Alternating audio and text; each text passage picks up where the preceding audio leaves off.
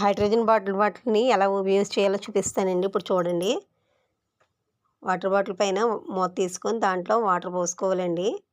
మనం ఏ వాటర్ తాగుతామో ఆ వాటర్ని. తర్వాత కింద ఉన్న బటన్ని ప్రెస్ చేసుకోవాలండి మూత పెట్టుకొని. తర్వాత అలాగా కలర్స్ మారుతూ ఉంటుందండి. ఊసరవెల్లిలో ఎన్ని రంగులు ఉంటాయి అన్ని రంగులు మారుతూ ఉంటుంది. అలాగే ఇంద్రధనుస్సు కలర్స్ కూడా రకరకాలుగా వస్తూ ఉంటుందండి.